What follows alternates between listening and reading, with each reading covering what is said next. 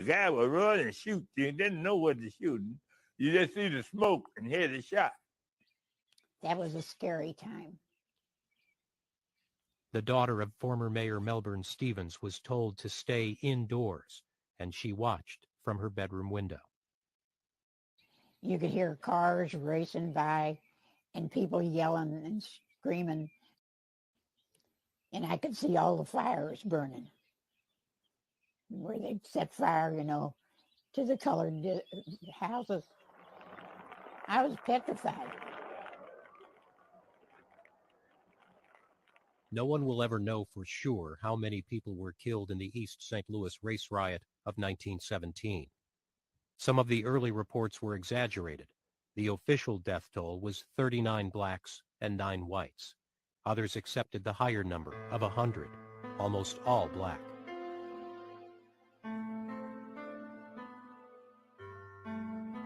They searched for bodies, but so many people couldn't be accounted for. Maybe they had crossed the bridge to St. Louis. Maybe their bodies were somewhere in the river. The nation responded with speeches, editorials, and accusations. Some blamed labor, the police, city government, industry for importing blacks. Some said whites had only acted to prevent a black uprising. In the South, many said the race riot exposed Northern hypocrisy and showed what was really awaiting Southern blacks in northern cities. By the 19-teens, it was the North's turn to decide on the Negro question. And I see East St. Louis as a harbinger of white supremacy, Northern style. Despite pressures from blacks and whites to condemn the riot, President Wilson made no statement. But Congress investigated the riot, the crimes, and the city of East St. Louis itself. This wasn't a black eye. This was a self-inflicted wound that would leave an ugly scar if it... Welcome to another edition of, let me flip this up. Welcome to another edition of the Nightly Recap with Compton J. I'm your host, Compton J. Got some good stories or some good content to cover with you today. Love these historical videos that I play sometimes before and after or after these streams. Let's do a quick chat check.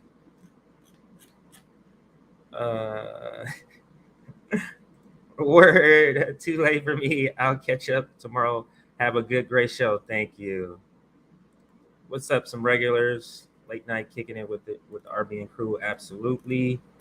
Hey, everybody. Night streamers with attitude. What's up, Gary? What's up, John? I couldn't sleep anyway. Hey, wait. Okay, so I know some of you are on the East Coast, or a lot of my audience, or a lot of the audience for RBN is on the East Coast. So this is late for everybody there. I think we've checked in with a good amount of people. Let's check in with Miss D. Yeah. Bullshit. There should be an uprising. Shame on white America, past and present. I'm not sure what was going on there, but she's already ready for this discussion already. All right, so let's get the normal things out of the way. Like this stream, like this episode, hit the like button, hit the thumbs up. That'll provide the opportunity for more people to see the stream. I'm gonna start adding this to the beginning of the shows now. So if just to picture how we're being suppressed, 300 of our likes will get about 1,800, 2,000 views. You go somewhere else that's not being suppressed, those 300 likes is getting 8,000 views, 10,000 views. So that's the difference that we're talking about. So each and every like is appreciated. Also, if you would subscribe if you're not subscribed already, and join our mailing list, which is the same thing as our Substack. So you'll be able to get our notifications for episodes. You'll be able to get when we start to do our op-eds. We haven't started yet, probably have several months before that starts. You'll be able to read those on there. And also, this is our mailing list. This Substack does collect the emails, so this will be great. Like if we ever lose contact, if the ruling class ever break us down electronically, those are something we can have on file, physically have on file. So that's great if you join. All right, let me do. This is where we were at yesterday during this episode, during the stream at the same time. So let's see where we're at as far as subs since yesterday. Okay, so now let me update this here. I like how we update this. So now this is the update. So thank you for those that have newly been subscribed to RBN. Thank you and welcome aboard. All right, so these are the topics for tonight that we're going to be recapping. If we have some time, I might just do a search and see what videos were out today and just kind of comment on it that way. But I noticed that Barack Obama was popping up in my suggestion feed, or I think this was maybe I was logged in the popular voice suggestion feed, and the videos that were coming up were these speeches he was doing that I was unaware of. So that's what we're going to talk about there. Then we're going to get into Kshama interview with Status Quo, where she literally by name calls out specific people about what they could be doing, what they should be doing. And then the big news today, our student debt is getting canceled. Apparently our student debt is being canceled, according to news reports, according to these innuendos. Like, if you're really going to do it, why are there innuendos? That will be my question. So we're going to start there, actually. We're going to start with the student loan point before we get into some of the more serious discussion, or not serious, more serious, but this is a little more lighthearted. So let me share. I'm going to just show you some of the progressive media take on when they heard this news, how excited and how they jumped on this story. So let me stop sharing there, and there we go. Not this one. All right, so this is, who's this again? The Humanist Report. So this is Mikey, or Mike. Let's show respect here. Mike, or Michael. Here we go. So prior to the current pause on student loan repayments, the White House Chief of Staff Ron Klain said that they would either choose to cancel student debt or they'd extend the current pause at the time. And so they chose to extend the current pause, seemingly in lieu of canceling student debt. So at that point, once we learned about the current pause until August, I thought, okay, so I guess that canceling student debt is off the table. But apparently, I'm pleasantly surprised to be wrong here, because the Biden administration told the Congressional Hispanic Caucus that he has some big plans with regard to student loan debt. And what does that mean? What does that mean? You see the vagueness in the description, the slightest crumb. I mean, the slightest crumb that's delivered or implied, not even explicitly expressed, but it's just an innuendo, a hint. Oh, we're getting. That's the sign of a deprived people, deprived of the need, what a government should be doing. Because this does not at all say anything like that. So let's go some more. CBS News reports Biden tells Congressional Hispanic Caucus he's looking at forgiving some federal student loan debt. Now, before we dive into the article, I just want to point out that there are other conflicting reports saying that he's considering canceling all student debt. But regardless, what we're getting for the most part is this signal that he's going to cancel a substantial amount of student debt. How much? I don't know. But I think that this is a really positive. Where was the signal? He's going to get into the article, but let's listen for this signal here. Now, keep in mind, let me do another chat check. Keep in mind, actually, let me put this comment up. This might describe it. Crumbs and ant would laugh at. That's exactly what they are. But when you're deprived, you give somebody a grain of salt, a grain of rice that has been deprived for weeks of food.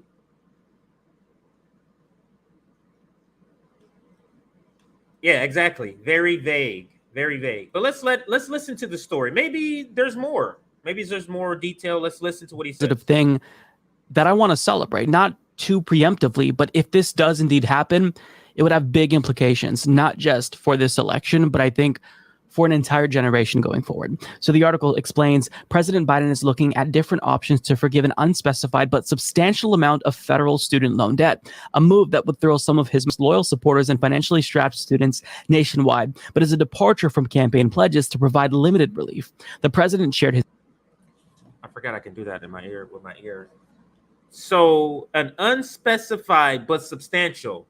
Now, my question would be, whose definition of substantial? Because we know where they believe the poverty line should start. So do you think they might be a little bit off on the definition of substantial, or what you and I may think substantial is? Just saying. I mean, maybe Mike's not trying to do this. It's that you're so deprived of a good party that when you hear just the echoes of something that could possibly happen, your ears perk up. It's like, finally, something that makes this rational, that I'm still here supporting you. That's the hunger for what's needed for the people that's supporting. It's finally, oh, here goes something. Really? What is he waiting for? Has he seen his poll numbers? Why is he just waiting this length of time to do what? So let's listen to a little more of Mike here. Shared his plans during a 90-minute White House meeting Monday with members of the Congressional Hispanic Caucus. Participants in the exchange tell CBS News.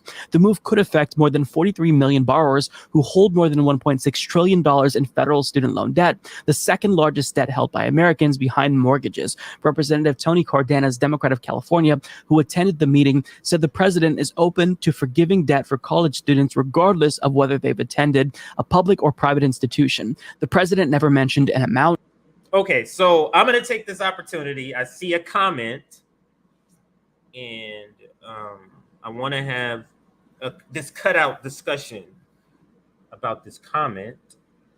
And the comment comes from Facebook.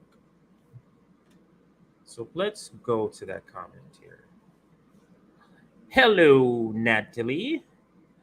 If different levels of leftists don't try to get along and just keep bashing each other, there will never be enough for a general strike, let alone a revolution. I kind of see those as almost one and the same. The Black Panther Party knew this, just saying. Right. But what the Black Panther Party also knew, so this is just a matter of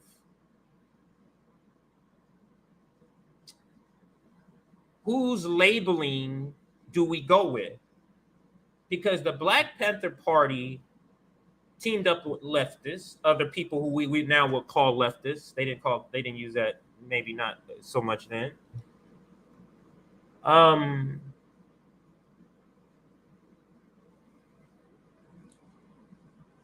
wouldn't say he teamed up with people he thought was not leftists, if you get what I'm saying.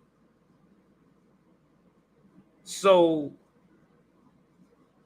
I'm sure he wouldn't team up with the white liberals, for example, that Malcolm X and Martin Luther King talks about. But they would call themselves leftists. So to me, this is a matter of meaning, definition of the word. And I tried to, or we tried to, like, break this down a little more so we can kind of distinguish between the two. And that's when I start using, like a week ago, reformist leftists versus a revolutionary leftist. So I'm trying to give people who call themselves leftists, who I would normally call, say, by your politics, you're a leftist, but let's just go with what they call themselves, leftists. But they want to do it through a reformist route. So I'm giving them the name a reformist leftist for the sake of discussion. And then you have revolutionary leftists. So that's a hard coalition to have between a revolutionary and a reformist. Because a reformist wants to keep the majority of what's in place and just so-called fix the parts that are bad. And a revolutionary is saying the vast majority, if not all, is bad. So let's just start anew. Like, how do people like that build a coalition? Where one says, let's keep the structure, and the other is saying, let's tear the structure down. That's would be hard to form a sort of coalition in that way. But again, this is another point I want to make. 30, 40, 50 years later after the fact, over time, we project almost a fantasy-like existence for these revolutionary icons, as if they didn't go through what we're going through. They did. At least as if they didn't have this sort of what we call now infighting.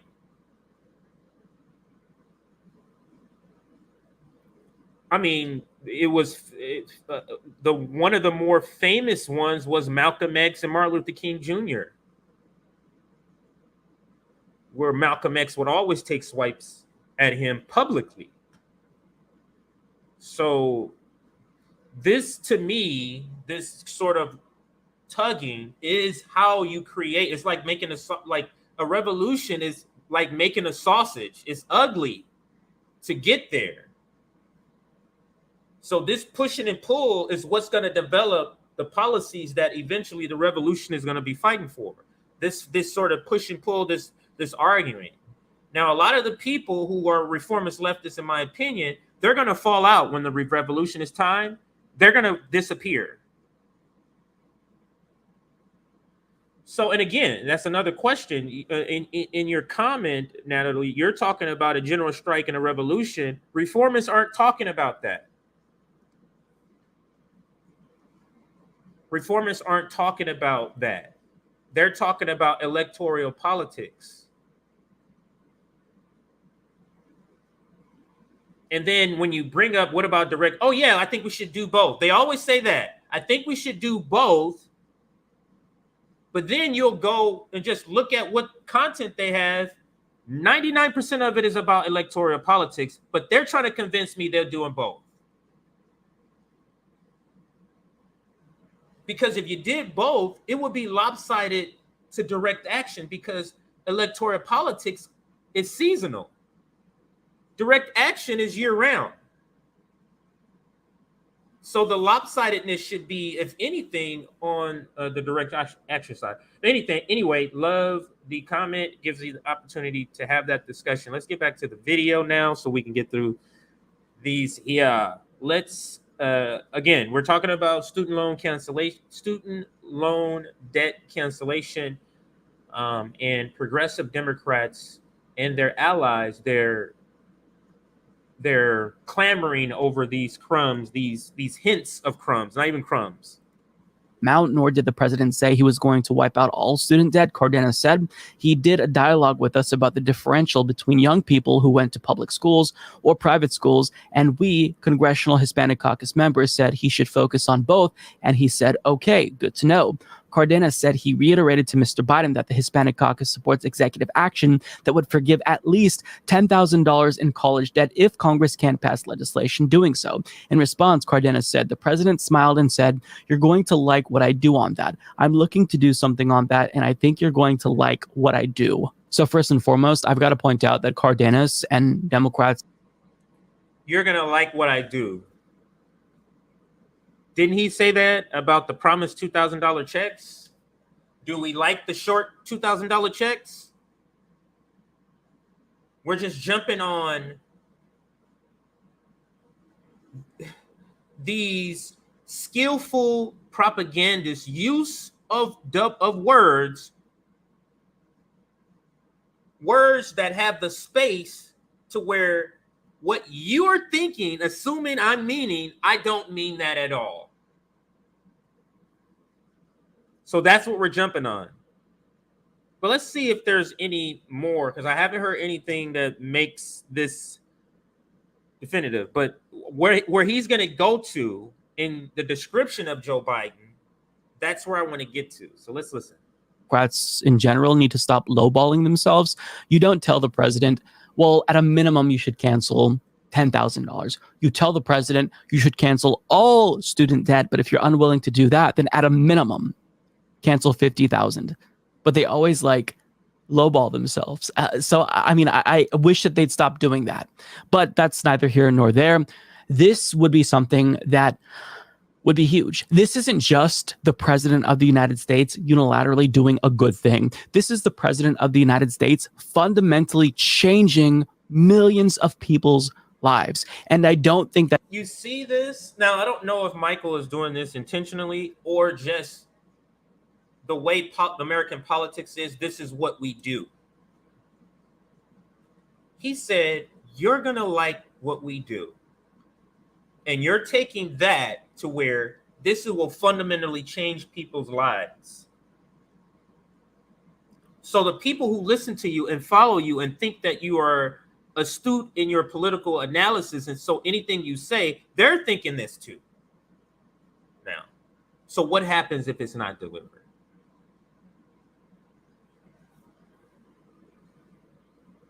Think that people fully understand the implications of this. This means that my entire generation and Gen Zers, for the first time, might be able to purchase a car, might be able to move out of their parents' houses, put down a down payment on a home. I mean, this would change their lives. I think that's a commercial. Hi, this is Governor Ron DeSantis. Oh, goodness. We are fighting the good fight Let's watch this. in the state of Florida. And the left and the corporate media do not like that one bit. Wow, this they is are on coming Mike's, at this us is every the ad that's single on day, Mike's videos. lying, I wonder if trying this to is on do misdirection, trying to divide, because they know that we've succeeded in Florida. And wow, Ron DeSantis. And folks. so if Biden were to do this, I believe this is really the only fundamentally good thing that's massive that a president has ever done in my lifetime. It would just automatically make Biden the best president in my lifetime, just with this one. You heard it right. This one thing would make Biden the best president in his lifetime. Now, before I be so flippant about it, let's think about it. Maybe it's true, because our presidents are literally terrible. So I don't know how old he is, but let's assume he's from the 80s. So we're starting with Reagan. He was terrible. He's my top worst president is Reagan. But let's say that's not your top. So there's Reagan, Bush 1, pretty terrible, one-term president. Bill Clinton quite possibly has the most legislation that has torn apart this country, from Glass-Steagall to welfare reform to the 1994 crime bill done the most damage legislatively. Bill Clinton, second George Bush, 9/11, that debacle, millions of people killed, you know, Satan's cousin, Dick Cheney, you know, orchestrated. So then we go to Barack Obama, 90% drone strikes, civilians, Libya. Then we go to Donald Trump, who's openly racist and says a lot of bad stuff that makes America look bad. Not though that people really have a high regard for us. Just because they fear our nukes don't mean they respect us. Then that brings us to Joe Biden. So maybe, I mean, I guess that could be it's such a low bar to where the bar is literally touching the ground. I guess that could be true. Yeah, that's quite possibly. Those two quite possibly could be the worst because they've done so much damage. Our whole tax. This is the reason both parties love Reagan, because of what he did. The deregulation, the taxes, that what he did, they think he's a god for that. And they keep aspiring to be that. But let's go to another good comment here. I think it's also a question. What will be the tipping point, the synthetic left? I'm going to call them reformists, because what we want in the path of trying to build a coalition, you have to first start being civil. And I want to give them the respect. That's also why I'm even referring to them as leftists, because, you know, I may have a different opinion, but let's not call them synthetic left in this context. Let's just say, so I'm going to replace that with reformists. So what will the tipping point be for the synthetic left, or for the reformist left, to get pissed off and get uncomfortable? It's going to take something like the effects of the petrodollar affecting our cost of living. Something like that, to where it's a permanent situation, or becomes a permanent situation, where there's shortages, where inflation is like this, where they're not able to go to brunch on Sundays, where they're not able to, you know, donate to some foundation that makes them feel good. When those things stop happening, that's when they're going to start going, okay, something's wrong with this. That's my opinion when that tipping point will happen. And it quite possibly is coming with the multipolar world, the multi-hegemony that is here. And you can see it on clear display in the allies of this current proxy war. Literally half the world is not on board. You're talking about big countries. You're talking about democracies like India. You're talking about China, India, and a host of other countries. But just those two countries there. You have Saudi Arabia accepting payment in a different form of payment other than the dollar. So this is how our cost of living has artificially propped up through this. So let's get back on topic. One thing, because it's so transformative. And that's not to say that, you know, this isn't Biden righting the wrong, since when he was a senator, he made it almost impossible for us to discharge our debt. Right. But for him to right that wrong, to provide people with relief at a time when we desperately need it, people are going to remember this. Now, I'm not going to say that if he were to cancel all student debt, this would definitely save Democrats in the midterms. I don't know what is going to be the electoral outcome. But what I can tell you, just speaking from my own experience, if Biden were to do this, it would fundamentally change the way that I think of him, for him to do something good. So I don't know. Like when you say fundamentally change, like you're gonna start thinking that his warmongering is okay. Like, because all the other bad stuff is there. Are you gonna say anything about the $15 minimum? You're gonna be for the $15 minimum wage now? I'm sorry, you're gonna be for their excuse for not achieving $15 minimum wage. So what does that really mean? You're gonna start defending him in every video?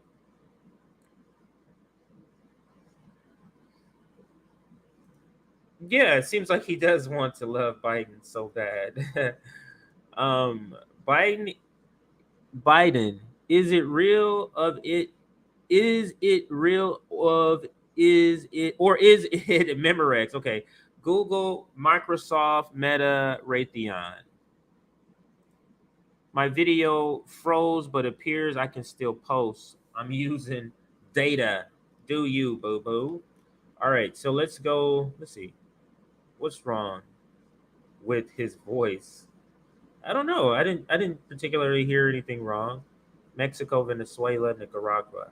Yup. So let's continue. Know what's going to happen, but I've got to say, I'm expecting at least $10,000 to be canceled, because you can't just keep stringing people along saying maybe I will, maybe I won't, and then you don't. Like that's they can't. They can't. Maybe we need to rewind back to January. Special election, Georgia. $2,000, 2,000 checks immediately after. Wasn't immediately after. Wasn't $2,000 checks. So they can do that. They have done it, and they will do it. Now, if he does cancel debt, I would say even for me to even give him props, it would have to be more than 10,000, because literally that's just covering like interest for some people for a couple of years.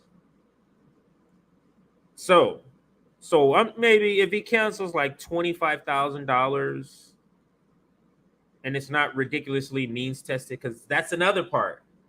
We're canceling, and they don't tell you the details, how that it filters out so many people. So I guess the number would matter. Not just saying we're canceling $25,000 debt for students. It would have to be we're canceling $25,000 debts for all, and it's equaling this amount. So anyway, let's because I do want to stay on the story, but there is another video. Yeah, I can click this one. Because I want to get a couple of takes on the same thing. So let's go. That's the Humanist Report. Let's go to what is it? Rational National. Sorry, had a brain freeze there. Let's go to the Rational National. Let's see if this is right.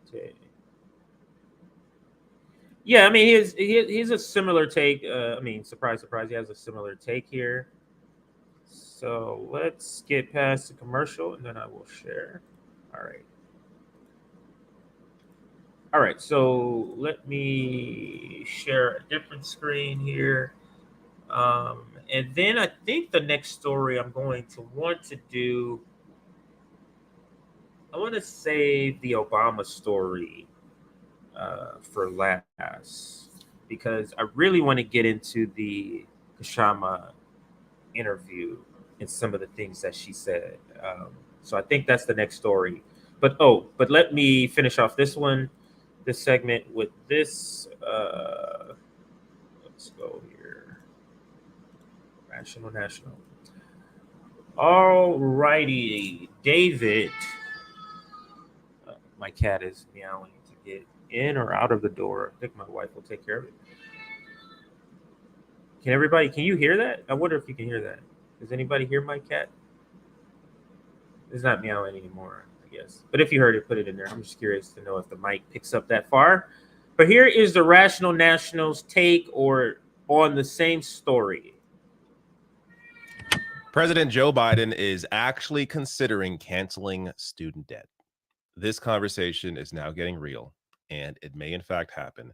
So, of course, Republicans are freaking out for no reason. So I will get to their reactions, their absolutely hilarious reactions, and their hypocrisy in a minute here. First, how this all came about. So there's a piece in New York Times that goes over will he or won't he on Biden canceling student debt. Some advocates believe Biden's repeated extensions of the repayment pause, now set to end August 31st, could force his hand on loan forgiveness. So recently they extended this pause on student loan payments. This is now making some think that this is pushing him to have to do something once these payments restart. It's going to be, the floodgates opening. So there's a lot of speculation that he will, even before more recent news, that he was going to do some canceling of debt. Well, then this story came out. Biden tells Congressional Hispanic Caucus he's looking at forgiving some federal student loan debt.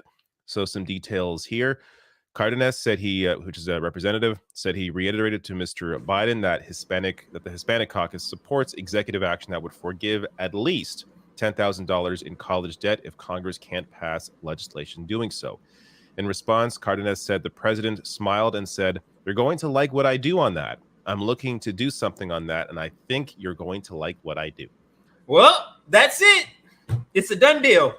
That's it. Our debt is going to be canceled. Like, really, that's where we're going, just based off of that. But I did notice that now. This is before I heard about this story. Was it yesterday or a couple of days ago?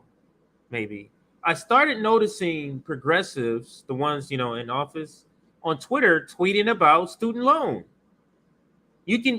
Something is coming because their messaging all starts to be the same. It was a period or a week or so or a couple of days or so where they were all talking about healthcare all of a sudden, like right around when Obama went to the White House.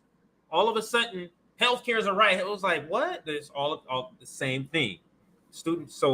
So this news was going to drop, either that or they know, because I did read something where behind the scenes he has been getting pressure to do something from progressives, like from people in his own party saying, hey, we didn't do BBB, we didn't do this, we didn't do that, we need to do something. And the thing that you can do unilaterally is cancel student debt. And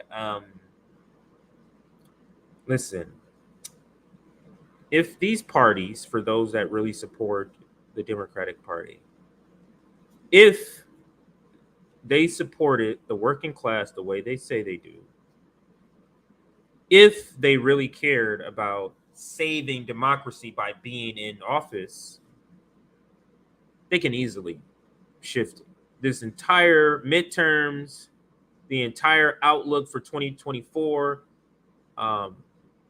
walk away with a landslide wins with two things done that don't retake any Republicans' support: expanding healthcare because of the pandemic and wiping away student debt.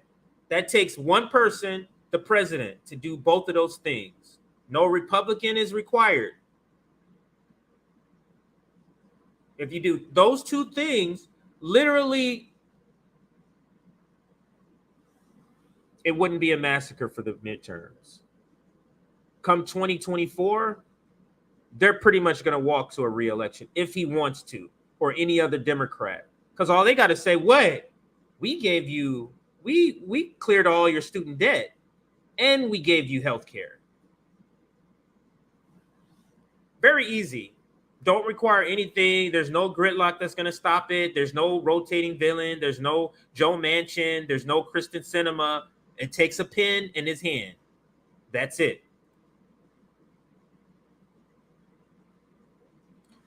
All right, so let's listen to some more of David, and then we're going to move on to the Kshama Well, interview.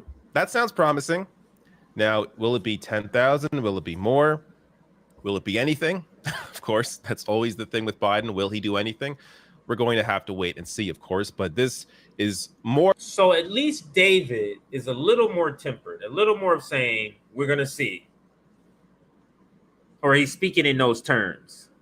More of an indication that he will do something than anything else that's happened since now. So it does seem like he is really seriously considering it. And if you go through more of this article, I'll read some more quotes here in a second, but if you go through more of this, there's also other indications that he's planning to do this. He's been talking to other people about what he could possibly do in terms of canceling student debt and if he can do it. And yes, he can do it. I've gone through this in other videos that yes, he has the executive authority to cancel all student debt if he chooses to.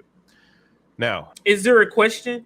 Like, because he seems to emphasize that part. Like, is there a like a fashion of people that's saying you can't do that? There's no legal way of doing that. There is, right? I think I started to hear about it online. I put up a poll. Let me see if I can locate my poll really fast. I just remember I did this here. I put up a poll asking about this. Like, okay, here goes some retweets. So if I click on this, I'll be able to find the poll. Oh, okay. So actually, let me put up a reaction from a Republican. This is Mitt Romney's reaction. So let's do that. Mitt Romney's tweet right here. Let me blow this up a little bit. Nice and big. Okay. Looks good. Let me see. Yeah, looks good. All right, so desperate polls calls for desperate measures. Dems considering forgiving trillions in student loans. Other bribes suggested. Forgive auto loans, forgive credit cards, forgive mortgages, and put a wealth tax on the super rich to pay for it all. With that, I mean, is Mitt Romney a leftist now? That sounds great to me. Yes, forgive auto loans, overpriced. Forgive credit card debt, absolutely. Forgive mortgages, how homes are overpriced, yes. And put all of that on super rich, yes. Yes. So yes. Yes, Romney, to all of that. And then he ends it with, what could possibly go wrong? Nothing. Nothing could go wrong with that. So that's Mitt Romney. Let's see what other tweet I have here. Okay, let's make this small again. Okay, so let's see if I can find another tweet here. All right, I'm looking for the poll. It's one of these. So let's see. This is it. Same thing, thoughts. Anyway, I will find it. Let's go down some more. Oh, here it goes. There we go. Just need to scroll down some more. All right, so we just crossed 500 votes on this. Let's check out where we're at here. If you voted in this poll, please make a comment, and I'm going to put it up. So if you voted in this poll, a lot of you follow me on Twitter, or we follow each other on Twitter. Oh, now I don't remember what I'm doing. I'm going to make this a little bit bigger here. So there we go. So the question is, how much student loan debt will the Biden administration cancel? And here are the results. First option was 10,000 or less, 13%, 13.1%. So that's 1 out of every 10. Okay. Here is the bulk. None. He's not doing it. Essentially 75%. So 75% of the 574 votes say no, he's not doing it. And then there's a small group that says 7.7 or essentially 7. Let's say 8%. 8% rounded up is saying all of it. I think those are people that just wanted to skew the poll. They can't believe that that's real. And then some say 25. Then the last option is 25,000 to 50K. That's the smallest number, 4.7 or 5%. So literally 75% of the poll says this is not happening. So it doesn't look like this virtue signaling is working. So they're going to have some sort of tangible evidence that you're going to do this, because people aren't falling for it. At least the people that are in my community. But let's look at some comments. Here goes. This is the McDonald administration. Shout out. Friend on Twitter. Advisor. Sir, there are basically 3 options to explore. 1, cancel all debt. 2, cancel some debt. 3, fuck off peasants. Joe Biden. Well, number 3 looks good. Let's explore that for 10 months. Great comment there. Thank you for that. Let's go to the next one and see. Here. This is another person interact with on Twitter a lot, General Strike. He might cancel some for a small number of people just so he can campaign on it, but most likely he's not going to cancel any of it for anyone. Absolutely. Let's see the response here. He'll find 75 people who already paid off 98% of their debt and forgive the rest of it, just like the cannabis announcement he made literally yesterday. 75 people who were already out of jail and on home confinement receive clemency. But if you don't read the details, you will never know. And that's how they keep the duopoly in place. All right, so that is the poll. That's what people are thinking about this news that he's canceling student debt. Most people don't seem to be buying it, or it's like I believe it when I see it kind of thing. Let's see what else he has to say. We'll move on here. And by the way, his promise, Biden promised $10,000 in canceling student debt while he was campaigning for president. So at the very least, I mean, try and put forward some of your campaign promises. I mean, this is something that he doesn't need Manchin, doesn't need anyone else. Same thing he I can said. do it himself. He should do it. At the very least, 10 grand, which isn't near enough, but I'll get to more on that here. So a new analysis by the Federal Reserve Bank of New York found that total outstanding balance for federally owned student loans as of the end of last year was $1.38 trillion. It estimates that limiting the cancellation to $50,000 in student loan debt would forgive the full balances of some 29.9 million, or 79% of the 37.9 million federal borrowers. The average forgiveness would be more than $23,800 per borrower. The cost would be $904 billion. While canceling $10,000 in federal student loan debt would result in $321 billion in debt being wiped out and would eliminate the entire balances for some 11.8 million borrowers, or for the 31.1% of borrowers. Under that plan, the average forgiveness would be more than $8,400 per borrower. So I'll pause it there because that's the information I wanted to make sure was included, was those numbers there. And I'm going to take David off the screen. Thank you, sir. Till next time. He's not canceling debt. If he does, it'll be a small amount. You see what $10,000, canceling $10,000 of student debt. You see the effects, and if you according to those numbers that you saw there, but according to the poll, you saw that I had most people don't believe that's going to happen. So now let's get into the main event, which is the Kshama Sawant video or interview on status quo. So let's get into the main topic for this video or this stream. And I'm going to share the screen as soon as the commercial is over here. All right, so I was able to skip it there. He goes right into it. I don't think I have any notes. Yeah, I don't have any notes. I have notes for the Obama video where I'm going to start that. But let's share this screen. Let me get this interview going. This main event going here. All right. Now, we're not going to do the full hour. Hey there, Jordan with Status Quo. Delighted to be. Say this again. We're not going to do the full hour, of course. But let's see how much we can get through here. Joined by the one and only Kshama Sawant, Seattle City Council member, who's been reelected there many times, despite Republican and Democratic forces and big money trying to stop her.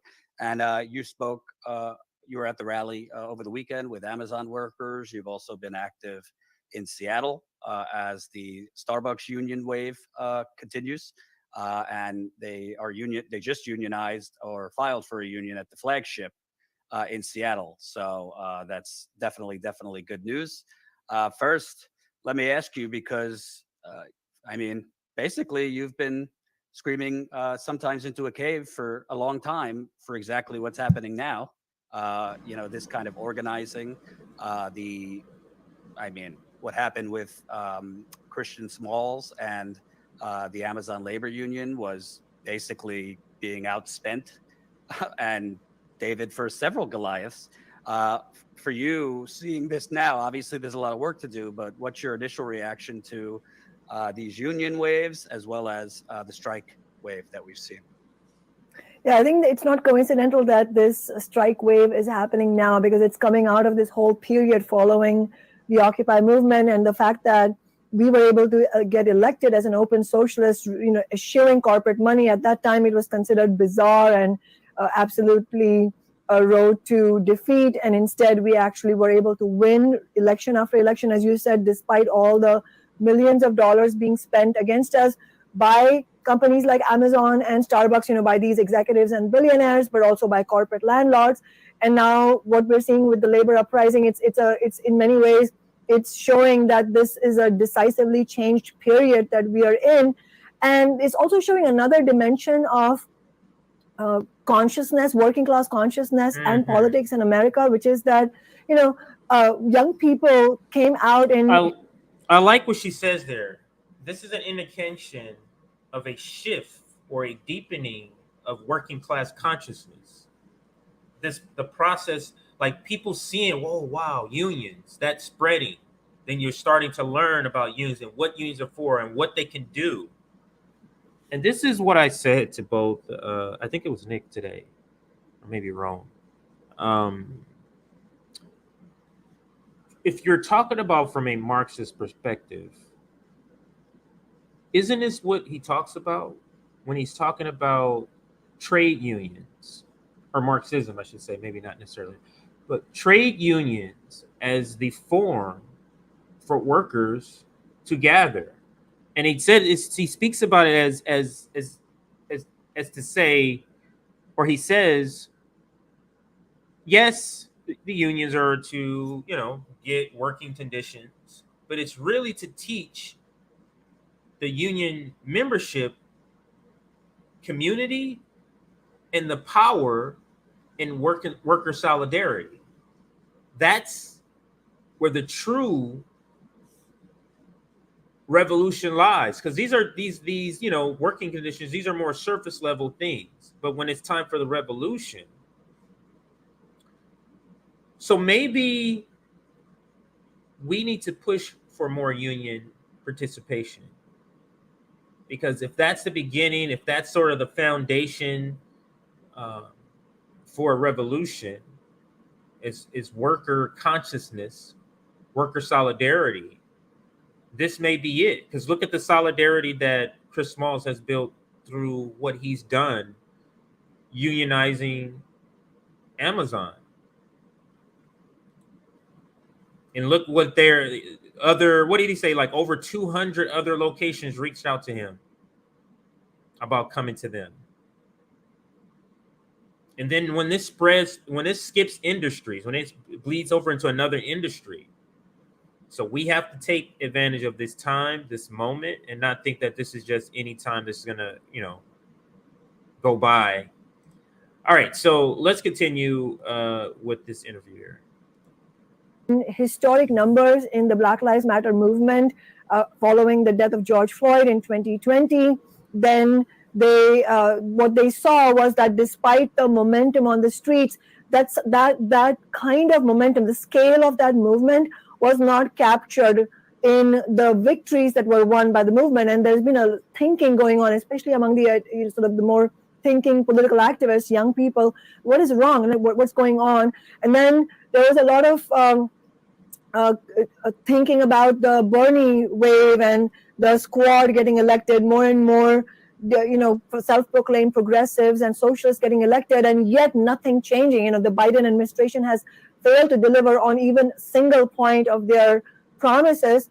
And so in many ways, young people are now testing out the workplace and unionizing and labor organizing as the next front to see if this avenue can really work. And I think what the ALU victory on Staten Island shows at the JFK warehouse, it shows two things. One is that it can be done. Yes, you can win historic victories, even as you said, even when it's posed as a David versus Goliath fight, but also that it's not automatic. You will win if you reject the prevailing ideas of business unionism and instead use class struggle methods. Right.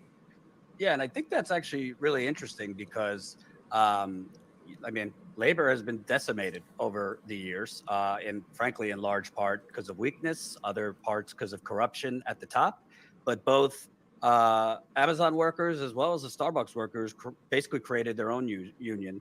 I know the Starbucks workers had kind of consultation from former heads of the AFL-CIO that were helping them in their organizing. But for the most part, it was the workers inside the Starbucks cafes and, of course, at Amazon inside. What do you attribute that success to? And also, do you think that's scalable at Burger King, McDonald's, and other places? Who knows if we get even more ambitious, maybe Walmart. You think that's scalable? Where workers creating their own unions, maybe not shunning other established labor unions, but doing it on their own. Well, what the ALU did at JFK, and I want to talk a little bit more concretely about what worked for them. Not only is it scalable for major unionizing drives across the nation, given the abysmal rates of union workers. Not only is it scalable, it is the only thing that will work. I think this is the point that we need to get across to a lot of young people and workers who are watching this show, meaning what the ALU did, it's not that they're the Amazon Labor Union, ALU, it's not that they're independent in name. They used, as I said, what I would call class struggle methods, and they rejected business union methods. So what's the difference? The business unionist ideas, which have, for the most part, prevailed, doesn't mean that every single labor leader subscribes to that, but for the most part, what has prevailed in the last 40 years, and in fact, that is the period, as you are correctly saying, that has seen the decimation, absolute decimation of labor organizing. And that idea of business unionism says that the best you can do as a labor leader is to not actually mobilize your rank and file membership, not antagonize the bosses, but instead a few select labor leaders will sit in this private bargaining room every time there's a contract negotiation,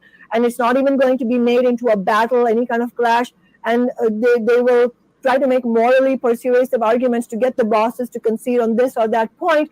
But for the most part, what we have seen is a race to the bottom for working people. So when you look at concretely the living standards, the workplace conditions, how exploitative they are, and what kind of actual freedoms do workers have in terms of even deciding their own schedules in the service and food sector and in the warehouse sector. Do they have long enough breaks that they can go to the bathroom? Do they have access to a refrigerator and a microwave they can heat up their lunch? Not to mention the overwhelming questions of wages and benefits and actual living standards. Are you actually be able to pay your rent and raise a family on that salary? All of these questions have loomed large, and for the most part, unfortunately, and we have to be very clear about this, we cannot beat about the bush. Business unionist ideas of not actually clashing with the bosses does not work. It basically, it's in some sort of dreamland to pretend that capitalism is not a clash. Yes, it is a clash. Capitalism is a system where the ruling classes, the billionaires at the top, gain enormous untold profits, but that is at the expense of the workers they exploit. These two things don't exist privately by themselves. They are a consequence of one another. And so class struggle is not a choice we make. It is posed to us as... I love that. Class struggle is not a choice we make. It's imposed on us. Who would choose to be struggling? Who would choose to have the stress of not being able to pay their rent or pay their bills or their lights go off or not have a car or have to take a bus, but they got 3 kids and all this stuff? Like, who would choose that?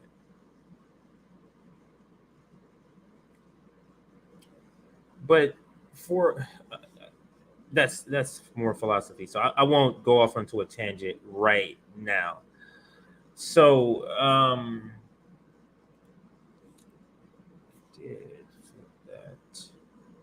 all right, so let's continue. I'm going to let her talk a little bit more here, but I know she speaks about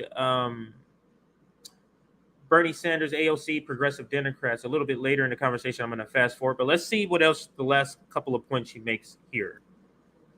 As class struggle, and it's better when we embrace that struggle, and that is what the Amazon Labor Union did. So rather than go the traditional business unionist route, what they did was first led by concrete demands. This is something that you don't see in most union organizing. They don't lead with concrete demands because they don't want workers to think that actually they can fight on something and win and go against the bosses. Well, the ALU did not do that. They actually had leaflets in which $30 an hour, that was the starting wage, $30 an hour. That was their main demand, their flagship demand.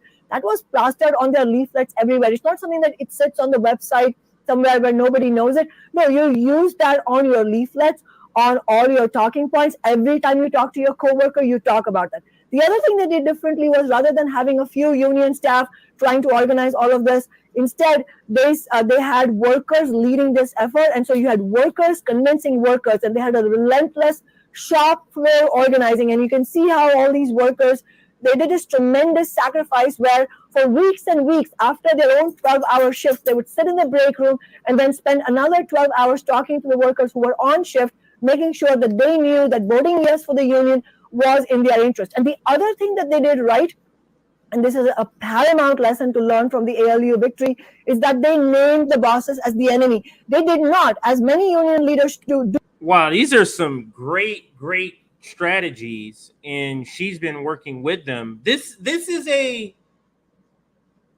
don't even know if I would call her a politician. It feels like she should have a different name, a public servant. This is a public servant that I could support because she understands, and this is what I was saying about Nina Turner, she understands it's important that you use the language that represents what's happening and not try to be civil with it. She understands that because that is what's going to get people invested, people to say that person is really down for the cause. Build trust. So yeah, love that. So let's listen a little more. Do, unfortunately, shamefully, they did not go around saying, giving this illusion that the bosses will be on your side and someday magically they're going to agree with the union. No, they made it very clear. Amazon, the bosses, Jeff Bezos, management, they're going to be tooth and nail against the union. Do not expect them to be on your side. We have to fight for ourselves. So these ideas, the strategy that they use, this is all what I would call a class struggle approach. And not only a class struggle approach going to work for Burger King and you name it, that industry, this is the only thing that will work. And I also think in the past, Amazon or Starbucks, the union busting was more effective because we were in a prism of, well, what else am I going to do if I'm a worker? There's not as many options. There's not as many high-paying jobs. I only have a high school degree, et cetera, et cetera. But from talking to the workers at Amazon's warehouse and Starbucks, it seems like the daily mandatory union busting sessions, calling them at their house, That's the ridiculous. union busting consultants pulling them away from work for half-hour lectures, including basically telling them, well, we might have to cut your hours if this passes, et cetera. It kind of backfired. And you also add with that a historic number of workers quitting their jobs. What do you attribute kind of what capitalist class has routinely did, which is just deal with, rule with a heavy fist, seems to be backfiring now. It is absolutely. That's a very important point, that actually Amazon spent more than $4 million trying to defeat the JFK union struggle. And in fact, the union ran on a shoestring budget. They had maybe $200,000 or something like that from their GoFundMe. They didn't have any other source of funds. What they did have going for them was the courage to speak the truth to their coworkers. So had they gone about, for example, had they gone about not highlighting the demands at every step of the way and explaining to the workers that the union is not some abstract entity that they should vote yes for from a moral standpoint, but instead saying, hey, if you want your conditions to change in the workplace, if you want $30 an hour as a starting wage, if you want job security, if you want union representation so they cannot just fire you whenever they want at will, then you need a union. So had they not used this approach of concrete demands, that would have been suicidal, because then it would have created an opening for the Amazon bosses to mislead the workers, saying, you don't even know what this union is for. Why are you? And I think she's pointing out the difference in Amazon Labor Union, or ALU, in their tactics and what some of our business, more corporate unions do, where they're trying to get along with the bosses. Let's get along. Let's work out. No. It's supposed to be adversarial. And I mean, how do you go into negotiations trying to be friends? That doesn't make any sense to me, especially not against the capitalists, unless you're getting paid under the table, union leader, by them. But that $30 demand, $30 is $2 above a realistic minimum wage in our society. That's a demand. $30 demand is on the leaflets that they're passing out.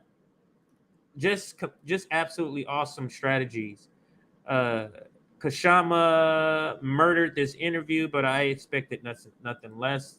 Yes, she's somebody that people can believe in. And I did have her name spelled wrong, so I did correct that midstream, so the title will update and the graphic will update. It won't update mid. I changed it, but I don't think it'll update mid. It'll wait till I'm done. But anyway, thank you for that. Absolutely agree.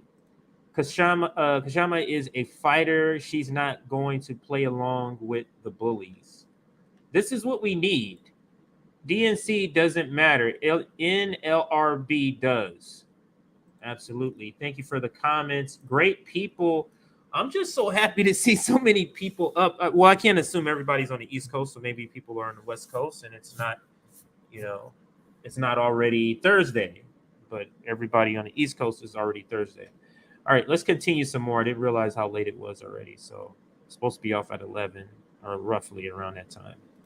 Are you going to vote yes for it? Why should you pay them your dues? Just talk to managers directly. Management will solve all your problems. So obviously they are lying to their teeth. The question is not, should we take a moral? Obviously they are lying through their teeth. That right there. That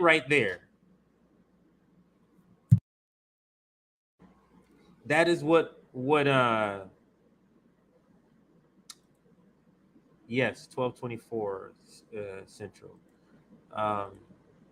So let's listen to some more.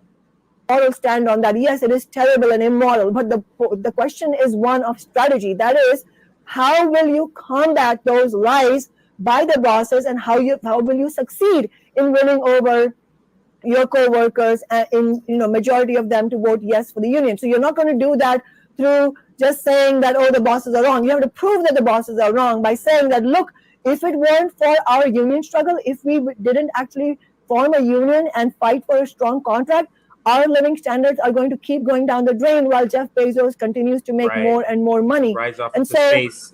actually what has happened is that young workers are recognizing that it doesn't matter where I take a job, whether it is this or that corporations. Overall, this system has very little for me on offer. This is true, more and more true for Generation Z workers, where they're saying, well, quitting is no longer the answer. We have to get organized where we are. And that's what the ALU showed. But I think we have to, we have to keep. So, they talk about the younger generation, they're slackers, they're not doing it. It seems like they got something going here.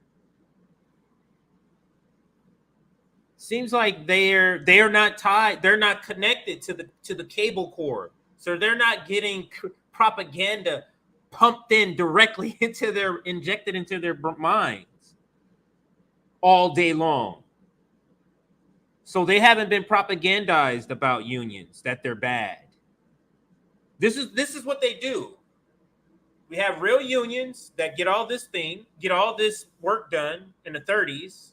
Then you have the capitalists who come in, corrupt them with the union leadership, and then they go, look at how bad they are. Look at that, when they have installed or co-opted the leader. So I'm loving the ALU and their tactics. Let's continue. Keep in mind that they didn't win just because the objective conditions are ripe for unionizing. Yes, that is true, and that is a big part of the story. The fact that times have shifted so dramatically, the support for unions is sky high. It's never been this high in our lifetimes as it is now. But by itself does not ensure success. What we need is a rank and file driven union movement, and in fact what we need is a revival of the really an incredible militant American labor movement, which it was often led by socialists who carried out groundbreaking historical events like the general strikes in Minneapolis and Toledo and San Francisco, which paved the way for the New Deal. It wasn't FDR who granted it from some largesse.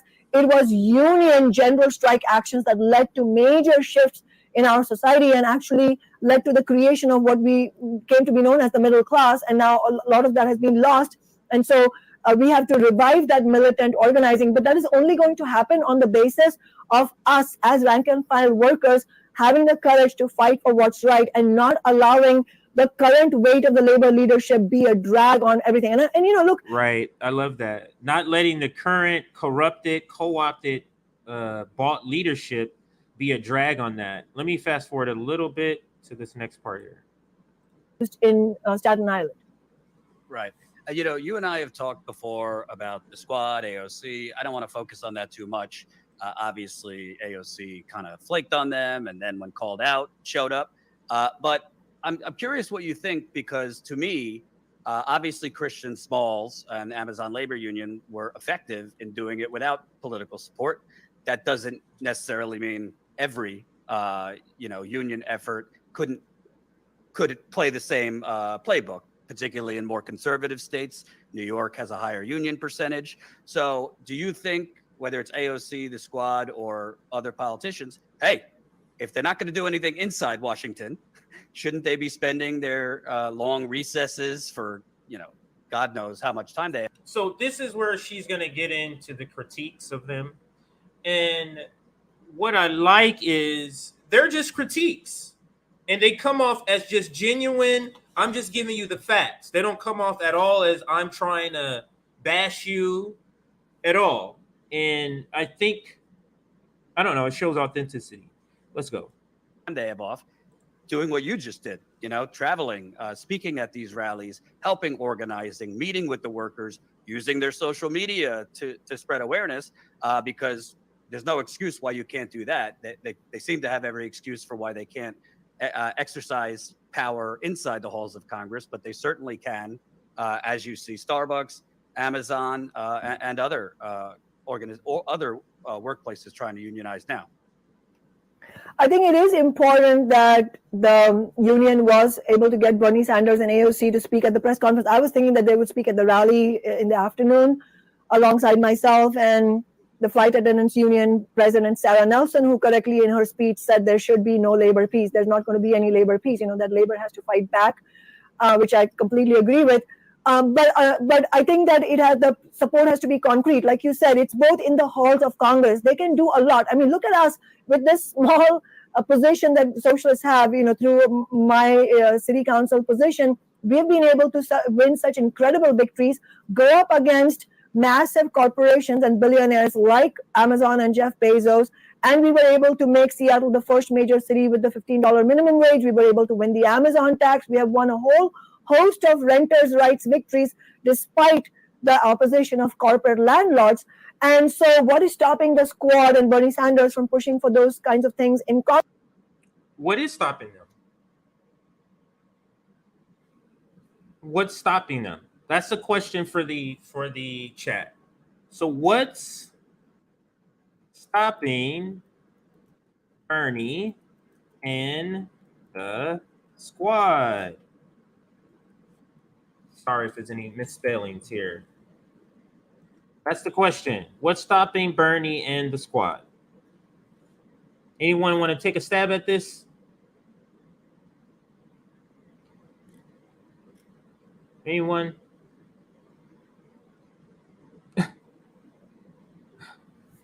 All right, so I'll give you a little time to answer. But let's continue with the interview. Congress, right? So right now, concretely, what they should be doing is raising a hue and cry about something that they, I think, talked about in the private meeting that they had with the workers, which is to enforce labor standards on corporations that are gaining subsidies. And I think Bernie Sanders did talk about that publicly, and he did call out Biden for failing to do that. And I appreciate that. But he has to go much farther than that. So all the Bernie stands, all the Bernie people who are still, it's one thing to acknowledge he helped you, wake you up, but it's another thing to say he woke me up and he's forever going to be, my master. A real leftist, let's say not a real leftist, a revolutionary leftist is telling a reformist leftist, you need to do more. You can do a lot more. And this is sort of the back and forth that we have, that somebody earlier, I think her name was Natalie earlier, was saying, what's going to happen? What happens if we're just having this infighting? But she's sort of pointing out the same sort of issue. Like, you can do a lot more than what you're doing. So let's listen to some more of what she's saying about AOC, the Squad, Bernie, and then she talks about Nina also, I think. Another thing that I suggested in when I spoke at the rally was that right immediately Bernie Sanders in the Senate and the Squad in the House, they should be putting forward companion bills to tax corporations like Amazon. Why aren't they doing that? That's a great, great question to ask. Like, why aren't you creating companion bills? Why aren't you in the Senate, Bernie, writing bills that have a companion that's being written in the House? Why aren't we doing that? Especially when the Democrats are in power.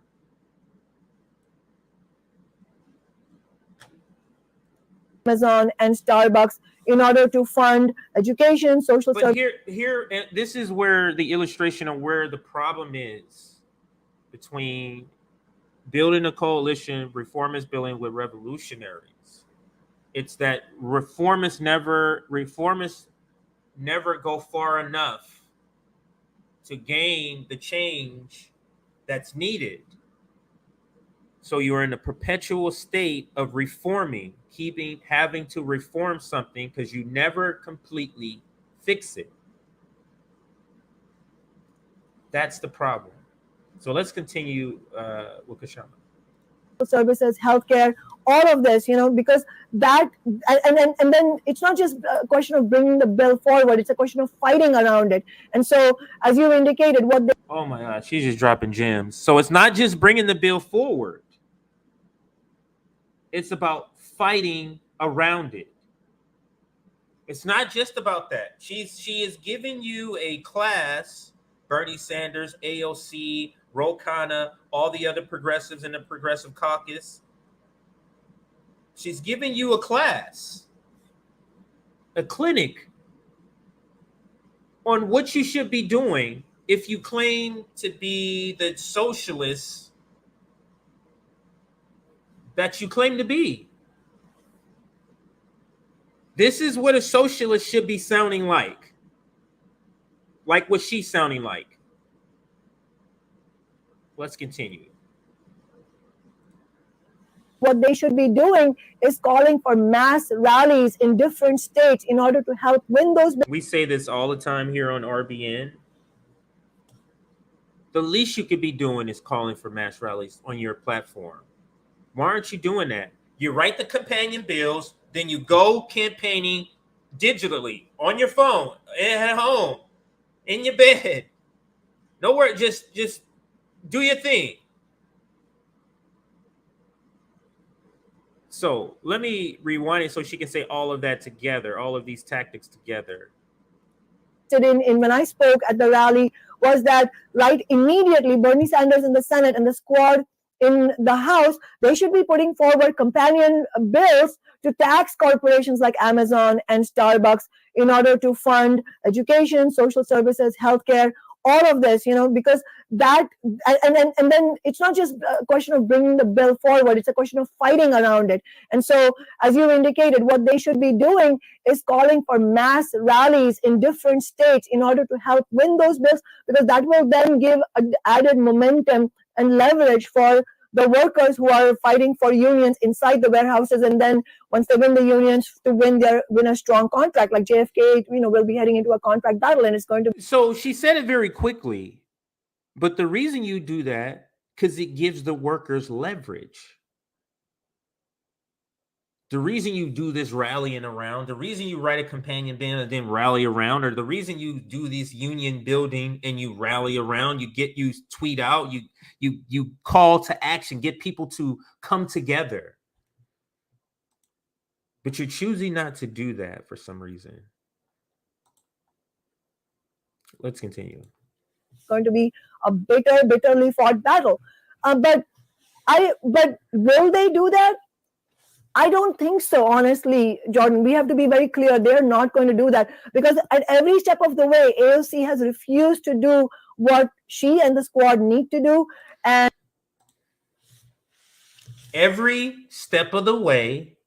So for those AOC stands now, you got on us, the peasants, for criticizing her. I know you love her.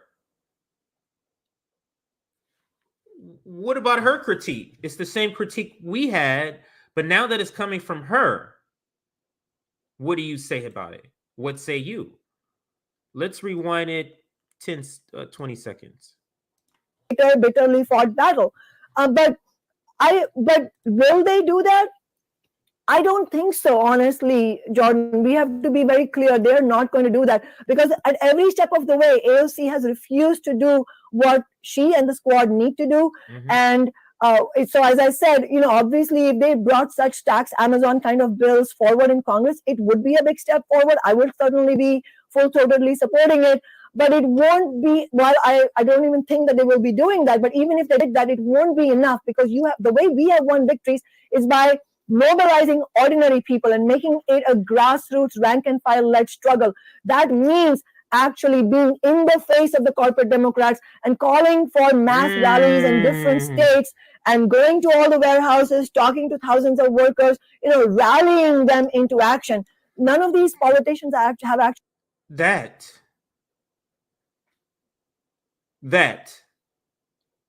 somebody I can support. That's somebody. That is politics. Politics is not a one day, every now and then thing. It's write the companion bills. Now let's get to work. Putting pressure to make these companion bills come to the floor for votes. Joe Manchin is doing that? Really? Get your Twitter fingers out. AOC, Bernie Sanders, combined, what do you got? 20 million followers? Get some people out in West Virginia. Get some people out in Arizona for Christian Cinema or Kirsten Cinema. Why aren't we doing that? So you have an elected person now who is saying this. And some of the looks on Jordan's face where he's clearly knowing what she's saying is applying to some of the people that he supports, specifically Nina Turner, specifically AOC. Let's listen. Have actually done that. And so ultimately, are they going to do it now after they refuse to do it for Medicare for all and force the vote? I'm not holding my breath, but my point for force to vote. When they refuse to do it for force to vote. She's in the trenches, Pramila. So you think her strategy of being down with force to vote, criticizing AOC about not participating in that,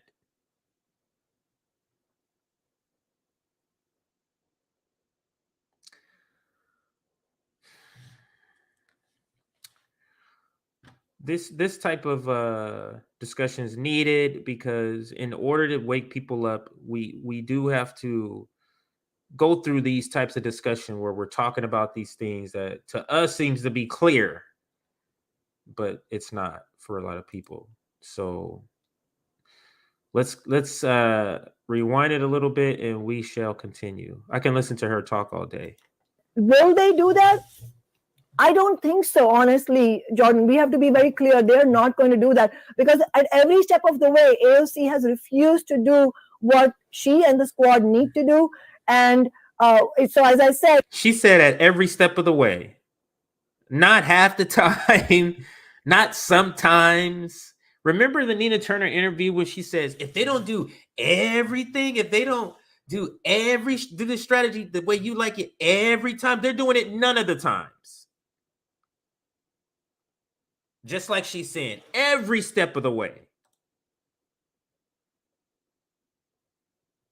Let's continue. Said, obviously, if they brought such tax Amazon kind of bills forward in Congress, it would be a big step forward. I would certainly be full-throatedly supporting it, but it won't be, I don't even think that they will be doing that, but even if they did that, it won't be enough, because the way we have won victories is by mobilizing ordinary people and making it a grassroots rank and file led struggle. That means actually being in the face of the corporate Democrats and calling for mass rallies in different states and going to all the warehouses, talking to thousands of workers, rallying them into action. None of these politicians have actually done that. And so ultimately, are they going to do it now after they refuse to do it for Medicare for all and force the vote? I'm not holding my breath. But my point is that's the kind of politics we need. And I think this actually has to bring us to the question of what kind of political representation the labor movement needs. And I don't think it is going to help for labor leadership that is, for the most part, tied at the hip to the Democratic establishment. She is saying all the things that it's not good if you want to be able to have access to Democratic politicians. She's not saying good things about that group of people. Union should not be tied to the Democratic Party. AOC, Bernie Sanders, they can do a lot more. She's giving you examples of what they can do. Write some companion bills. Get out into the field. Rally people around causes, legislation. That's what you do. None of this is being done by anybody. This is why I say, if you call yourself a leftist, socialist, or if you call yourself a leftist, the definition of a leftist has to include your strategy. It has to also be part of your strategy, because if not, you're saying that what the Cuban Revolution, that could have been done with different tactics, just voting. That's what you're saying. And I'm saying, no, that's not possible. Because tactics matters, and tactics is part of the definition of, to me, of what makes a leftist. So let's continue. That is a dead end strategy. So along with this, what I was talking about earlier, rank and file revival of the labor movement in order to win unions and strong contracts, we also have to bring up the political question. What kind of political leadership does the labor movement that needs to fight for its members, what kind of political representation we need? It's not the Democratic Party anymore. We have to raise the question of a new party for the working class. Right. And let me also ask you, because it seems to me that, Bernie, when Obama was president, I mean, man, she says that last part. I don't know if he just wanted to get to the question or if he skipped it on purpose. He kind of glanced over. That was an important point she made at the end there. Let me go back further. Maybe she. Political question. What kind of political leadership does the labor movement that needs to fight for its members, what kind of political representation we need? It's not the Democratic Party anymore. We have to raise the question of a new party for the working class. That we have to raise a question. It's not the Democratic Party anymore. Ouch. I'm with her. And this is so Kshama is part of the new left, part of the revolutionary left. This is what a revolutionary left sounds like. Leftist. This is what a revolutionary leftist sounds like. Getting in your face. She says you have to get in their face. Tactics matter when defining yourself, when talking about the meaning or the definition of a leftist. Tactics matter. Right. And let me also ask you, because it seems to me that, Bernie, when Obama was president, I mean, he stood outside the White House with protesters for Dakota Access Pipeline. I know he did a couple other protests while Obama was president, directly thumbing Obama's policies. We can't get in Bernie's head now, but it was effective. AOC, when she first got in there, was protesting outside Pelosi's office, which got media coverage. So it just seems to me, put aside whatever their motivations are, but if their goal is to be effective, those strategies have been more effective in either raising awareness, inspiring or rallying the base, and building the progressive base and organizing. So it doesn't make a lot of sense to me what they're doing now. But I wanted to ask you about specifically looking at Amazon. Do you think if they're successful at this second warehouse, which based on sources, they are going to be, what would you expect from Amazon? I mean, Amazon and Jeff Bezos more than most. Amazon won't even acknowledge the first victory. If there's a second victory at this smaller warehouse, I mean, I don't put it past Jeff Bezos, who's really still running this thing, even though he's not CEO anymore. I don't put it past them to start shutting down warehouses to make a point. I mean, they could do that, absolutely, and they might do they might take other steps as well. What is clear is that they are not. I'm actually going to stop it there because it's getting kind of late. I got another story. I think that, but this is what I have to say about that last point he makes. If they do begin to shut down these locations that are getting unionized, I think it's going to have a reversed effect. I think that's going to energize for the unions, for the other locations to even be unionized even more. I think it'll be a larger gap in the win total. So I think it would backfire if they do that. In my opinion, it just feels like a different time right now. It feels like workers are just fed up. They're not taking this anymore. And I'm loving seeing it all the time. But let's now go to the other story. President Obama has been on this tour, and he's touring because he's needed. The Biden administration is terrible. They're doing terrible. They need some messaging. The messaging is not really working well. Elon Musk just bought Twitter, which is a big part of their propaganda arm, or keeping the narrative in place. Now they're losing control over that. So they're trotting this person out. They're trotting out King Obama to sort of, give a charismatic face to the lies of the United States. So let's listen to part of this and we'll kind of dissect it a little bit here. Old people get out of the way. During some of the darkest days of World War II, American philosopher Reinhold Niebuhr wrote the following: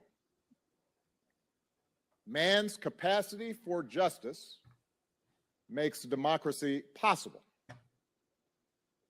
but man's inclination to injustice makes democracy necessary.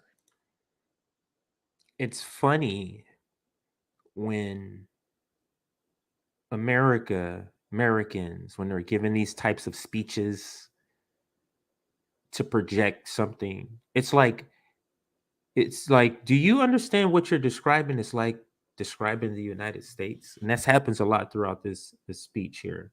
But let's listen to some more of the great propagandist, Barack Obama. We're living through another tumultuous, dangerous moment in history.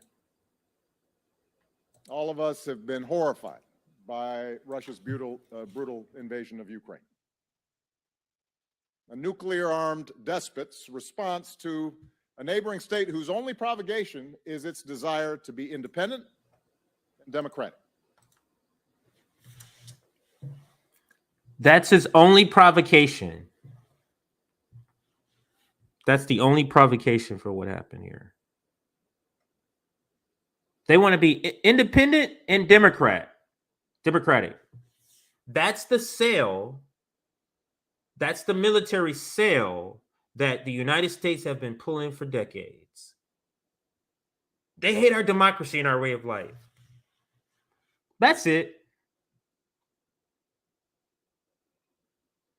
Let's continue. An invasion of this scale hasn't been seen in Europe since World War II.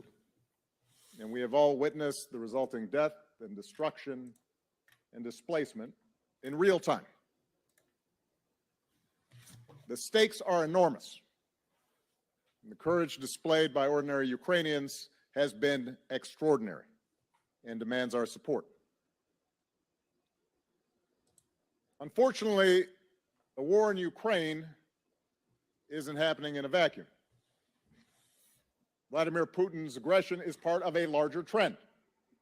Even if similar levels of repression and lawlessness and violence and suffering don't always attract the same levels of tension if they happen outside of Europe. The fact is, autocrats and aspiring strongmen have become emboldened around the globe. They're actively subverting democracy. They're actively subverting democracy. The United States funds coups all over the world.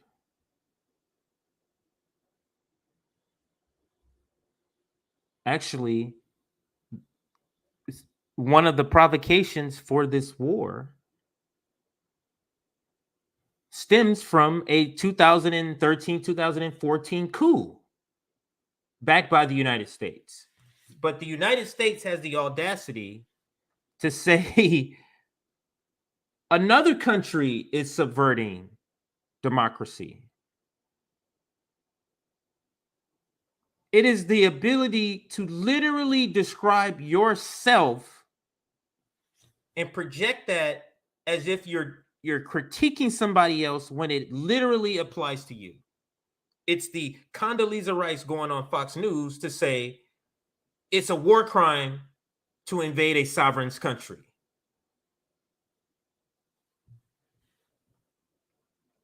I mean, do they believe this shit themselves, or is it more they're just trying to project to us? I guess that's the question. Like, do you believe this nonsense that you're saying, Barack? They're undermining hard-won human rights. They're ignoring international law. Like literally ignoring international law. We do that all the time. Human rights violations. You know what's happening in Syria. You know what's happening in Palestine. You know what's happening in Yemen. Truly rich for these people. Yet democratic backsliding isn't restricted to distant lands. Right here in the United States of America, we just saw a sitting president deny the clear results of an election and help incite a violent insurrection at the nation's capital. There's a lot of people that say he didn't help incite a riot in what he did. I'm one of them. I'm not one of the people who buys into this insurrection stuff at all. Not only that, but a majority of his party, including many who occupy some of the highest offices in the land, continue to cast doubt on the legitimacy of the last election.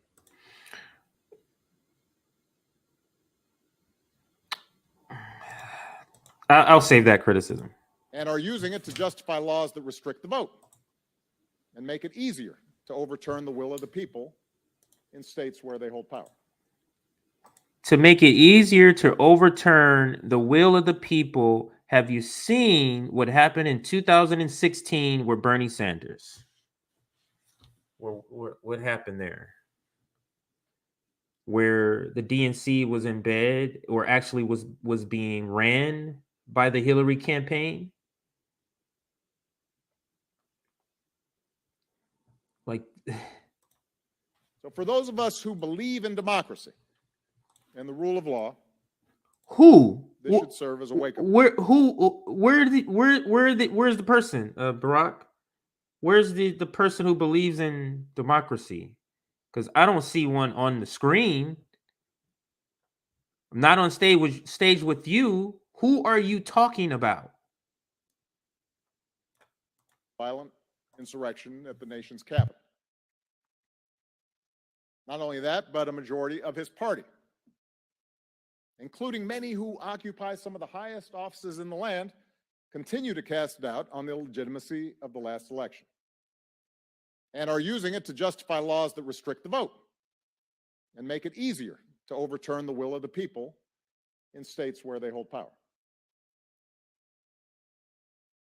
So for those of us who believe in democracy and the rule of law, this should serve as a wake-up call. We have to admit that, at least in the years since the Cold War ended, democracies have grown dangerously complacent. But too often we've taken freedom for granted. What recent events remind us is that democracy is neither inevitable nor self-executing. Citizens like us have to nurture it.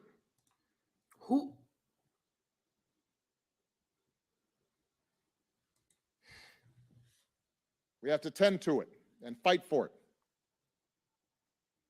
And as our circumstances and censor for it change, we have to be willing to look at ourselves critically and make reforms that can allow democracy not just to survive, but to thrive. This is the selling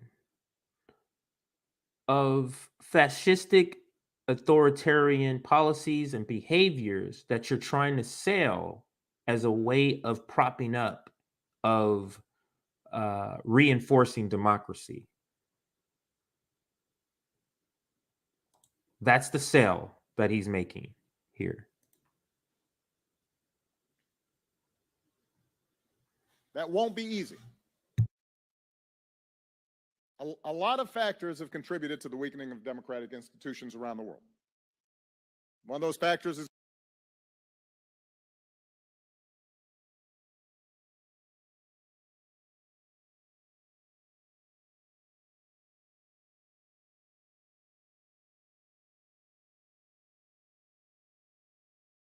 survive, but to thrive. Oops, maybe I wasn't on, but That what I won't be easy. hang on a second here. A lot of factors have contributed to the weakening of democratic institutions around the world.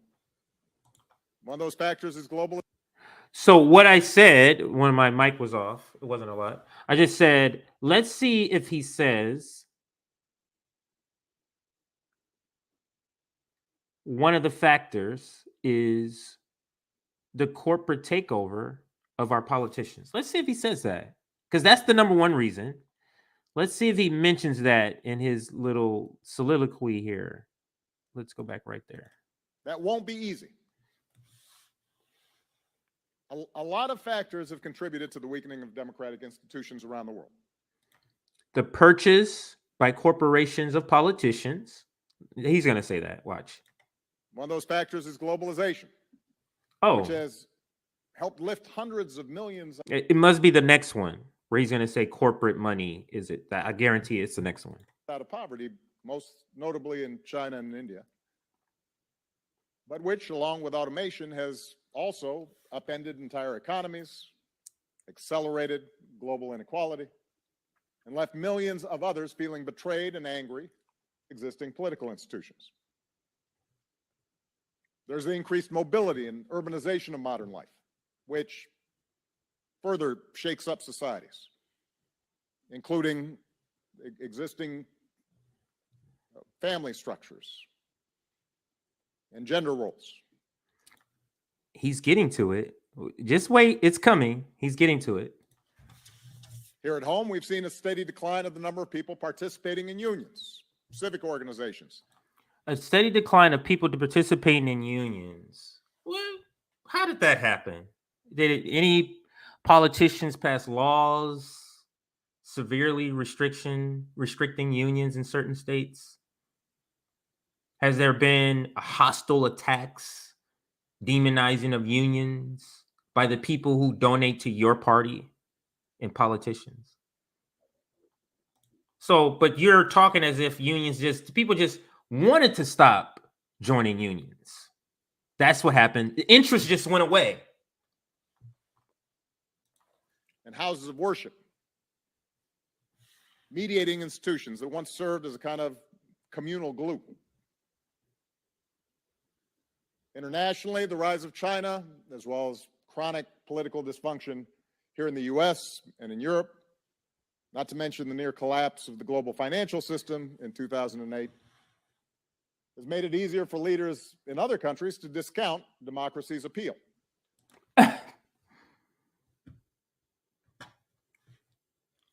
This is the conflating of democracy, the political system, with capitalism and economic system.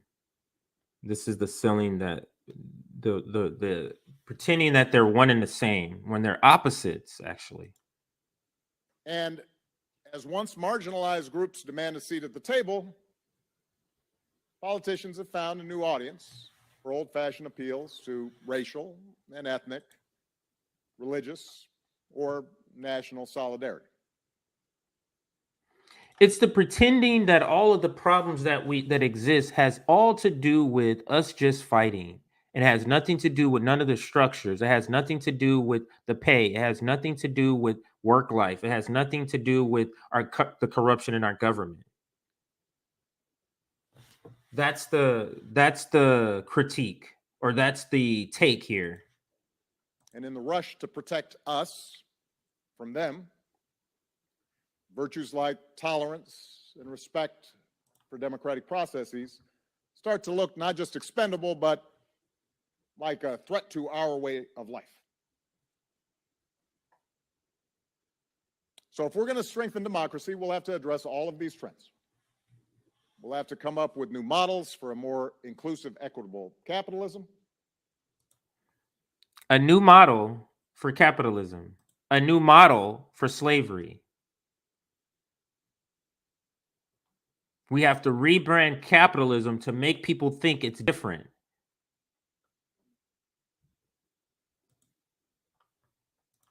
We'll have to reform our political institutions in ways that allow people to feel heard and give them real agency.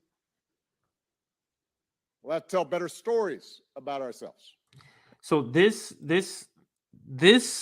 is the part where I've said in the stream before, he's able to talk the speak of a progressive, of a person that's liberal. He's able to talk the speak of it and analyze it. That gives the person listening it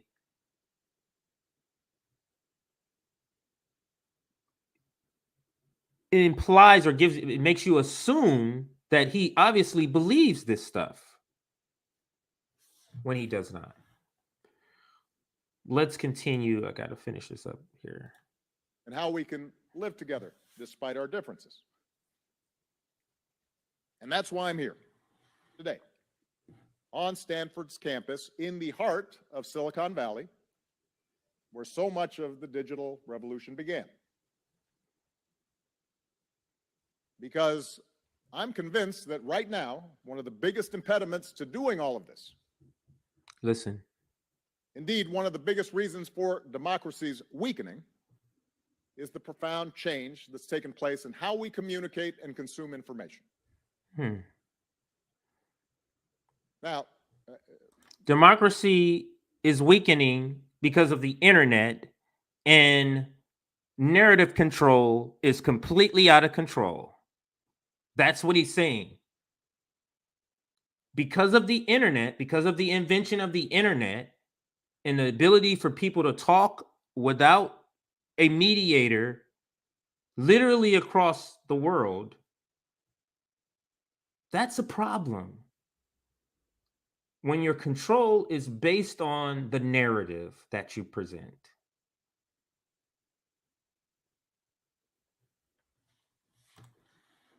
Let's listen. let me start off by saying I am not a Luddite. Although it is true that sometimes I have to ask my daughters how to work basic functions on my phone. I am amazed by the internet. It's connected billions of people around the world, put the collected knowledge of centuries at our fingertips. It's made our economies vastly more efficient, accelerated medical advances, opened up new opportunities, allowed people with shared interests to find each other. But I might never have been elected president if it hadn't been for websites like, and I'm dating myself, MySpace, Meetup, and Facebook that allowed an army of young volunteers to organize, raise money, spread our message. That's what elected me. And since then, we've all witnessed the ways that activists use social media platforms to register dissent and shine a light on injustice and mobilize people on issues like climate change and racial justice. So the internet and the accompanying information revolution has been transformative. But the but is coming. There's no turning back. The but is coming. It's coming. But like all advances in technology, this progress has had unintended consequences. It's sometimes come at a price. Like in this case, we see that our new information ecosystem is turbocharging some of humanity's worst impulses. I'm going to stop it here because I got to get off. But this speech, so what is being rolled out by Barack Obama is they understand, like, people are going to go crazy with the censorship, but they have to get control of the narrative. That's why they have to close these accounts. That's why they have to shut down RT.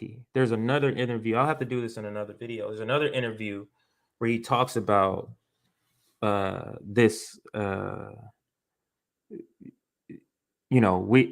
not. You can go on the internet right now if you're an American and go search and find out anything you want. We're not censoring. That's what he said. And I'm thinking to myself, no, I can't. I can't go to RT. I can't go see no footage of the Russian war, Russia-Ukraine war that's happening from a different perspective. So what are you talking about? Just blatantly lying. But anyway, I can't get to that one now. It's over it's past 2 o'clock, 2 a.m. on the East Coast, so I'm gonna be getting off here. Thank you for everybody that stayed up and watched. Thank you for those on the West Coast. It's only 11 something here, so I know you still might be up. I'm checking the likes here. We're at 196 likes. So if we can get 4 more, put us over 200 for tonight, and probably get another 100 tomorrow. That'll be our goal, is try to get 300 each time. 300 should be about 3,000 views or so. No, 1800 to 2,200 views. I don't know. It seems like they've ramped up their suppression in the last month or so. But anyway, thank you for watching. Like this stream, subscribe to us. I will, tomorrow's Thursday. I could possibly miss tomorrow only because in preparation. The following morning, I'm starting the summit. So I may not be here this late tomorrow, but we'll see how I'm feeling. I'll let everybody know online. So like the stream, subscribe, support us through Patreon if you're able to. I think, let's see, do I want to end with a video here? Maybe. Let's see what I have in store for everybody here. Now, we do have the summit coming up this Friday. So we're still working out the schedule. I mean, we're 90% done with the schedule, but we're still adding people here and there. Not a lot, but adding some gems, filling in the small gaps that we still have. So that's the 29th, and it looks like we're going to be streaming 9 a.m. to 9 p.m. each day. So that's Friday, Saturday. Actually, Sunday might be slightly different. We may not have a full schedule on Sunday. So that's coming up. This is a big summit because it needs to have an international focus. Any sort of taking down the imperialist core, it has to have an international focus. So I'll leave with this video. I guess I can pick this one. This is, I just haven't seen it in a while. That's why I'll play it. But this is from, this is from the General Strike Summit. I'll leave you with this video. Now, after the stream, the video will just go off, the stream will end. I won't come back after the video. But this is the General Strike Summit, where it was Afeni, Sabi, Rome, Nico, and Brianna Joy Gray in this segment for the General Strike Summit. So let's listen to it. It's probably like 2 minutes, and then that is it. So have a good night, everybody. And I will probably toss up your comments as the last video is playing if I'm able to. So here we go. Have a good rest of your night. I will see you, or it's actually morning for some of you, so on the East Coast. But have a good rest of your day, and I will see everybody tomorrow. Here is the final clip for today's stream. And let's go. And I am genuinely confused and genuinely frustrated and disappointed as to why there's been a certain level of hostility. And I just want to make it clear that to the extent that people went awry and kind of got caught up or got kind of like distracted by personal issues with individuals, I would really hope, I sincerely hope that we can start to get past that by coming and having some conversations. I've been trying to have some people on the show. I had my beef out with Ryan Grimm privately, and then we had a version of it publicly because I felt it was important. There's not enough of us to be scrapping like this. Like, there just aren't enough of us. And imagine the power we could have if we could unite across platforms and have some kind of coordinated messaging campaigns. I mean, look what just happened with this infrastructure bill last week. We have all had our disappointments with the squad members, and I think it's frustrating that they seem to only force the vote when they know that the Democratic Party doesn't need their vote to actually pass a bill. But also they're getting heat for, drawing attention to the fact that the corporate Dems broke their promise about voting for both of these things together. And that is also true. And I would like a world where we could have some kind of coordinated messaging across these platforms that could show all of the squad, like all of the sincere progressives in Congress, that there could be some support for when they actually do something good and worthwhile. And the same with like the Afghanistan withdrawal. I mean, that was a moment where the left kind of did collectively decide, okay, Biden sucks, but this was a good thing to have done. And it felt powerful because we were the only people in the whole left media infrastructure that was backing up an anti-interventionist take. You know what I mean? And it's not that I'm trying to excuse any of the very frustrating, irritating,